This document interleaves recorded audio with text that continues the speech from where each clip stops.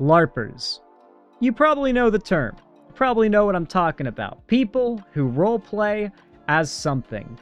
Now, it used to be a much friendlier word about people who would go to live-action roleplay events and pretend to be wizards or knights or whatever. Fun stuff. But now the term is used primarily as a pejorative for people that try to pretend to be something they're not on the internet. And today we're talking about masculinity LARPers. Men who feel the need to pretend to be the archetype of masculinity in order to feel secure in their gender. So I thought we'd go ahead and take a look at a video by a creator known as James Welsh about the topic of these masculinity LARPers. Or I should say, these men who are buying masculinity. When you hear what I mean by that, or what the video title means by that, you'll understand why I call it masculinity LARPing. It's weird. I don't know what else to call it. So without any further ado, let's get into it, shall we? Also, I gotta stop the music. I forgot to do that. Forgetful me. The world of looks maxing just keeps getting weirder. I've talked about looks maxing and the community's poster boy, clavicular, I guess you could say, a few times now, and that whole world has its fair share of bizarre ideas. Bro's got like an army of skin products behind him. That's the real looks maxing. And very questionable procedures. But what I want to talk about today is kind of a niche offshoot from looks maxing, and it takes the weirdness to a whole other level. Because rather than obsessing over how to make themselves better looking or supposedly more attractive to women, there seems to be a growing trend of men focusing more on trying to look as masculine as possible by any means necessary other than hard work. So this is the part where the ingrained body dysmorphia that so many of these gym bro guys end up getting stops being about looking attractive to women and goes into gay territory. That is to say, where they're competing against their own self-esteem and the perception they have of every other guy at the gym. And they will do everything in their power to try and out-masculinity every dude at the gym, even if it means turning themselves into something that no woman would find attractive. Just being so horseshoed around into the meathead zone that you've stopped being attractive, and now you're as worse off as if you'd never gone to the gym a day in your life. You know, maybe even worse off.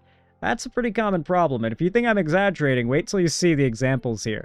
From crushing their own ears to look tougher, to muscle implants and injections. That's not as bad, but the crushing their ears thing was the thing I saw on the thumbnail that made me click on this and decide we were covering it. What they're doing with that, by the way, how many of you guys know what cauliflower ear is? If you've ever... I was in jiu-jitsu when I was younger, so I'm very familiar with it. Thankfully never got it, but a lot of people I knew did. It's basically when the tissue, the cartilage, and the blood vessels and whatnot, all that stuff in your ear, your delicate ear cartilage, gets fucking smashed into the mat or dragged into the mat, just really fucked up. And then it fills up with blood and swells up and inflames, and you end up with this, like, pus and blood-filled, swollen, like, nub where your ear used to be until it eventually goes away. And it's called cauliflower ear. And these dudes are getting it on purpose in a doctor's office to look tough. This is something you can get from just carelessly rolling on the mat with someone at the gym for, like, an hour and a half, you know, if you're not careful. You know, like... beard transplants, and even trying to make their testicles hang lower. I also saw that one in the thumbnail. Amazing. Why would you want your testicles to hang lower, by the way? I'll say this. Whenever me and my boys are playing Rust, and someone wants to join our team, if they're a male character, we do what's called cock inspection day, which of course is we make sure the cock hangs lower than the balls. If the balls hang lower than the cock, they are not welcome in our squad. They're not welcome in our clan. You gotta pass the cock check. More and more men seem obsessed with pursuing a very distorted viewpoint of masculinity, version of masculinity, even if they have to fake it. If you're wondering why on earth anyone would do some of these things. I don't blame you. So today I'm going to be talking about exactly what lengths Well, Mao ain't no way. I'm not making that up in the slightest. You can thank Ethan for coming up with that joke. men are willing to go to. Or joke. That's ask Ethan. That's literally what he does whenever we want to bring in a new member to our Rust group. Gotta do cock check on their character. In order to look more manly, as well as what's causing them to do this and why this trend seems to be growing in recent years. Okay, first of all, let's start with the story that originally prompted me to do this video. According to a Vice article, men in Russia are apparently paying people to give them cauliflower ears on purpose. In case you've never heard of it, cauliflower ears. It's a deformity of the outer ear that can become permanent if not treated quickly enough. It's usually... Yeah, my uncle got it. My uncle was the one who got me into jujitsu, and he got cauliflower ear, and it was the most horrific thing I'd ever seen. It went away. He got it treated, and it's fine now. His ear's totally normal these days, but he got that shit, and it was not fun to look at.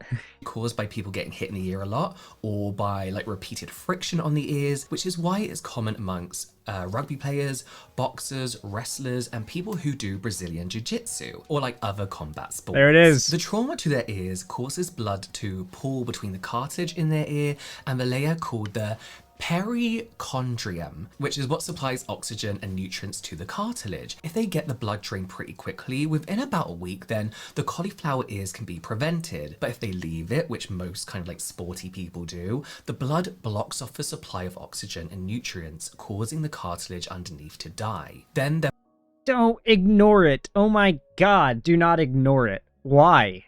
Why would you ever ignore it? the body tries to heal the damage by creating scar tissue and extra cartilage. This leaves them with that sort of like lumpy, swollen looking ears we refer to as cauliflower ears. I don't know why, because it doesn't like look like cauliflower in any way. I don't know, I don't get it. Now, as you can probably imagine, it kind of does, especially depending on how bad it is. It can look like a head of cauliflower.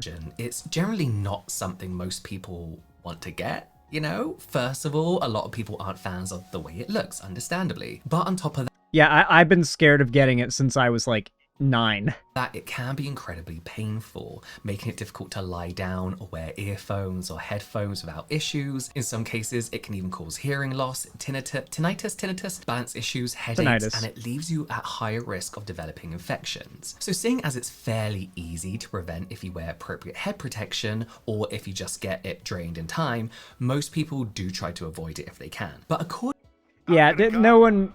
If there's any insecure men in chat, I want you to know, I'm not rich, I'm a fat fuck, but I have a 10th hourglass Latina GF. Don't do chud BS. I'm proud of you, Andrew Zagola, and thank you for the $5. I appreciate that. Stream is really laggy. Is stream for laggy for anyone else? I've dropped 0 frames on my end. Is it a YouTube problem, or is it a individual people's internet problem? Is anyone else having stream lag issues? It's fine for me? Okay. I'm guessing it's just your internet, Bishopling. According to this Vice article, more and more Russian men, especially in the south of the country where wrestling and grappling is particularly popular, apparently they're paying... Oh, do you know about the slap fights or the slap contests? I think those are in Russia. Oh my god, could you imagine the cauliflower ear you could get from this? Hold on. Do you guys remember this? I learned about this because Critical used to react. Oh! Imagine the cauliflower ear this dude got from that. I mean, I'm shocked this is the before picture of him, before the slap. He kind of looks like that one zombie from that one movie. Just his eyes. The way that he's got his eyes going. I don't know what he did to make them look like that. Okay. 6,000 rubles, about £80 per ear, for the pleasure of having this permanent disfigurement. In fact, it's apparently... What do they do? Take a big, like, pizza... Like, what's that board that they put pizza on? Is it just called a pizza board? They just take a big pizza board and just smack you over the side of the head with it and see if it, like, swells up. And if it does, they do it again on the other side. getting so popular that one practitioner of these procedures allegedly claimed that he has a month-long waiting list. They weren't very specific about what they're actually doing to people's ears exactly, but it supposedly involves compressing the ear to cause enough trauma to get the ear to fill up with blood. Clients can Oh, just go to the gym. Just go spar with a guy at the gym and take a few ear shots. Why would... Oh! Oh! Do you want it to be fast and over in an instant, or do you want the vice to fucking squeeze your ear cartilage till it fills with blood? Which would you prefer? I want the manly option. I want it to be slow and painful. apparently even choose where exactly on their ear that they want the cauliflower ear to develop. And if they want more dramatic results, they have to have multiple sessions. But as the article also points out, the early stages of cauliflower ear, when blood is just like pooling up and sitting in your ear, leaves you particularly vulnerable to infection. The trapped blood creates the ideal breeding ground for bacteria growth, and once that happens, you have a pus-filled lump in your ear that's literally eating away at your cartilage, which... Oh man, dude, I'm not squeamish, but that is just horrific. Again, leads to permanent disfigurement. Oh, and once things have gone wrong, or even if you just later realize that this was a stupid idea and you want to go back to how your... I didn't even know it could be that bad. I thought it went away on its own. ears were before, it's not that easy. The only way to fix the damage you've done is through reconstructive surgery, which requires either taking cartilage from your ribs or using a prosthetic implant. To take cartilage from between your fucking ribs? Oh. Chat, I partially separated 3 ribs, and I could not sleep on either side comfortably for a year. A fucking year. Ugh. Recovery from this surgery takes up to 4 months, and costs start at 100,000 rubles in Russia, so just over $1,200 I think it is. So I hate it. I hate it. Oh, the rib part has me so squeamish. Oh god. Oh, why anyone would willingly choose to do this to themselves, or even worse, pay money to have this done. The very simple answer is that this has kind of become like a status symbol to a lot of men. It's seen as a sign of toughness or of masculinity. As I mentioned earlier, cauliflower ear is particularly common in... Yeah, but this is like if a Dothraki got like the super long braid by never battling ever. And so he's never lost a battle. Like, this is like cheating to having that status symbol. It's like, it's literally like stolen valor. In combat sports, that wrestling, jiu-jitsu, boxing, MMA, and as these sports, particularly BJJ and MMA, have become more popular with a certain demographic, more people are seeing their favorite fighters walking around with cauliflower ear, so they want to look like them. And this isn't a phenomenon that's exclusive to Russia. For a pretty long time now, cauliflower ear has been seen as a badge of honor by many people involved in these kind of combat sports, especially in the US when it comes to the wrestling or grappling. Never seen it that way. Personally, never saw it that. I never even saw people treat it that way when I was at the gym doing jiu-jitsu. Granted, I was a kid, but like none of the like adult dudes there were like, yo, I got cauliflower ear, check it out, man, yo. Like, and they were some pretty big douchebags at the gym, you know? These were tap-out shirt-wearing douchebags, but even they were like, I can't roll for like a month, I got cauliflower ear. I guess I'll just sit in for practice to watch. Because you would have dudes who would like come to practice anyway and just sit on the sidelines and watch the practice they couldn't attend because they were recovering from like a torn rotator cuff, or they got cauliflower ear, or they had like an infection they were getting over and couldn't get on the mat. So like nobody treated those injuries they got while rolling with pride. Everyone was bummed about them, from what I remember, but I could be wrong. Communities. Just to be clear, when I say wrestling, I mean like that college wrestling or like Olympic wrestling, not like WWE. There are countless videos online of people who are actual fighters in one combat sport or another, talking about cauliflower in a very positive way, about why they wanted to get it, how they're disappointed that they've been training for years and haven't gotten it yet, or even how they went about getting it on purpose.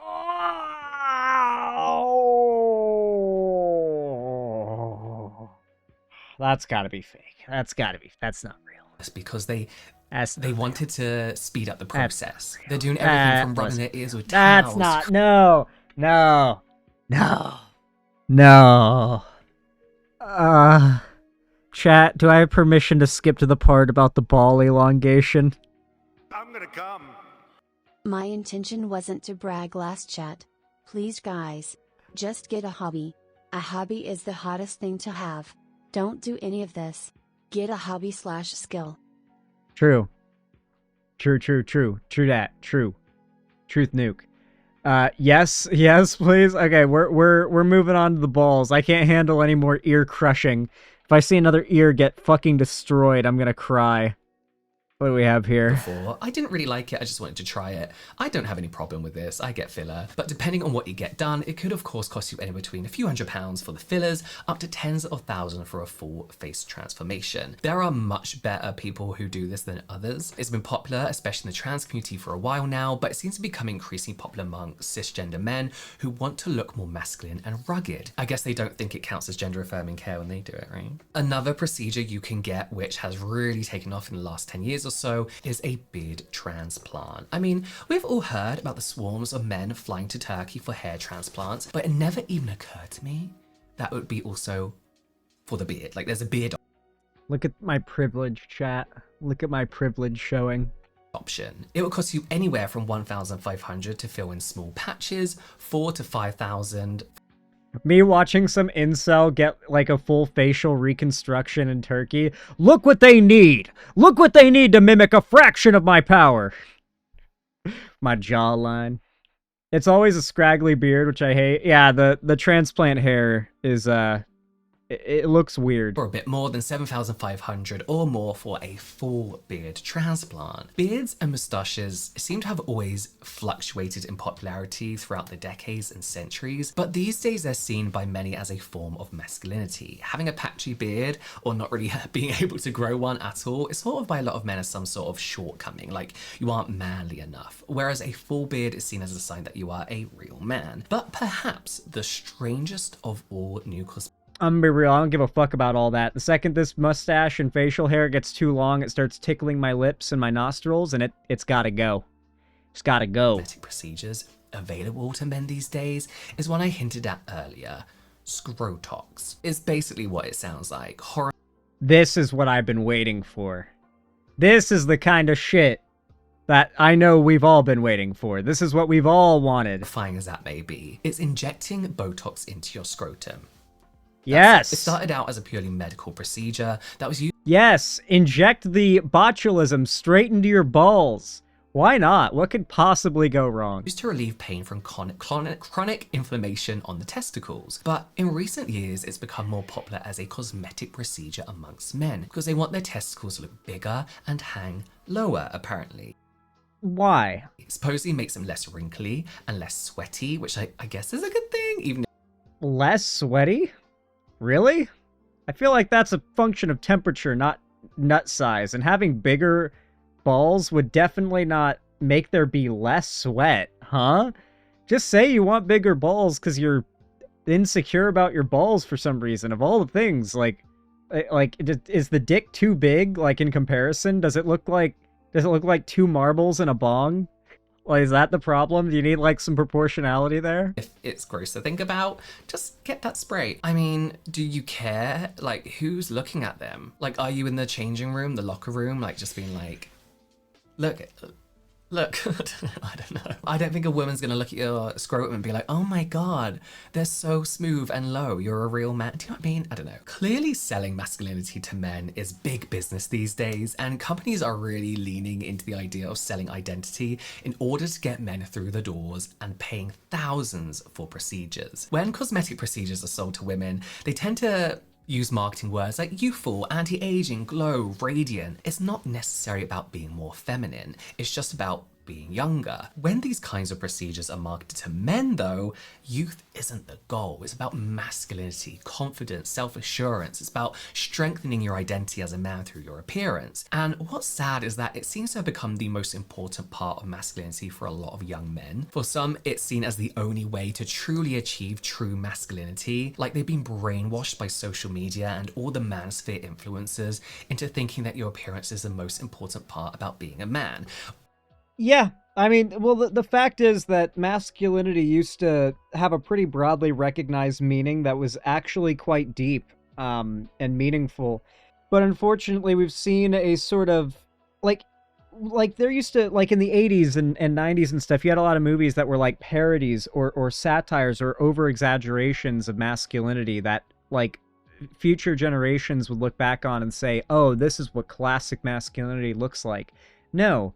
Rambo is not what classic masculinity looks like. Rambo was meant to be a satire, not even a satire, but an exaggeration, an exaggeration of like old school masculinity. But when you sort of like Flanderize a concept across generations like masculinity, it starts to just mean nothing, right? None of the like chivalry or honor or responsibility. Like you've got these dudes who complain about being expected to be the one who brings home the bacon, while also being opposed to feminism, encouraging and empowering women to get jobs and make their own money, right? Like they're whining and crying about not getting any of the benefits of the patriarchy or their masculine position, while not being willing to put in any of the effort or the work that is expected of like classic masculinity. They have this like fantasy that they should be able to be like just some loser jackass and have like a harem of virgin girlfriends or something like that, right? This is their world. This is how much masculinity has been Flanderized from what it actually means. Most fictional characters modern men see as chads are either terrible people or are miserable or are straight up villains, you know? Just straight up villain characters. Andrew fucking Tate in his, like, year 4 English teacher outfit. I swear Miss Kelly used to wear this. Who was listening to him about anything? But I do think that's incredibly sad because this way of thinking is pushing men to pursue more and more extreme procedures in order to meet the ideal image of what a man should look like these days. Ideal. So it's no surprise that cases of body dysmorphia have steadily been rising among men in recent years. But I also think it's sad. Yeah, the gym bros got bad body dysmorphia, dude. It's crazy. That so many men are growing up with an incredibly distorted view of what masculinity is. And not only does it make them unpleasant to be around and makes it difficult for them to find partners and sympathy in some way, hence the whole male loneliness epidemic, but they're also missing out on some of the best parts of what masculinity really is. Sure, you can pay for cauliflower ears that might make people think you fight, or you can pay for fake muscles and abs to make people think you work out. They won't. They never look real. Or you can get a beard transplant so people think you look a little bit more rugged and people are like, oh look, he has a beard. But none of that makes you a man. What's so sad about the dudes who get a lot of these procedures, at least back in the day, is it was almost always like Eastern European or like Russian dudes who were always getting like the synthol injections or the insane like face implants and Botox that just looks insane. And you can almost chalk it up to, well, these guys are like from a developing like nation in Eastern Europe or like Russia or something. Like they probably don't know what good plastic surgery looks like. They probably got fucking scammed. I kind of feel bad for them. But now you got these like young dudes going and tricking themselves or getting tricked into getting these awful procedures that make them look, I don't want to say monstrous, but like, dude, you got cauliflower ear, you got like cheekbone implants, bad plastic surgery, like a bad looking beard from like transplanting pube hair onto your face. Like, you look kind of funny after you get all these procedures, but these dudes are like 20-something-year-old white boys from the suburbs who got rich off of trading crypto. You know, it's like, I feel like you've had enough internet access to know that these procedures are not the best option. You know what I mean? And eventually you realize that the identity you've built is hollow. There's nothing underneath it. So many young men are searching in the wrong places for a sense of identity nowadays, for a sense of how to be masculine in today's world. But as long as you think looking big and A lot of these dudes are attracted to fake breasts or butts on women, so naturally they think women would be turned on by fake muscles or balls. No, a lot of these guys are actually the opposite, where they shame women for cosmetic surgery, but they get it themselves. They're massive hypocrites. muscly and tough is the pinnacle of what being a man is, you're never going to find out what real masculinity is. It's not about the way you look, it's about the way you act, the way you handle your emotions, and the way you treat others. Anyway, that's very true. And that is the core of masculinity that is forgotten when you flanderize the concept and turn it into a parody of itself that people believe unironically and mythologize and look up to and model themselves after unironically. It's a big problem in our society today. The complete dilution of what masculinity really means down into pure aesthetics. No deeper meaning. Anyway, folks, if you enjoyed this segment, you know what to do. Leave a like and a comment down below to support the video and the channel. Subscribe and ring the bell icon if you want to see more from me in the future, and follow my social medias as well. And hopefully I'll see you in the future in another video or stream.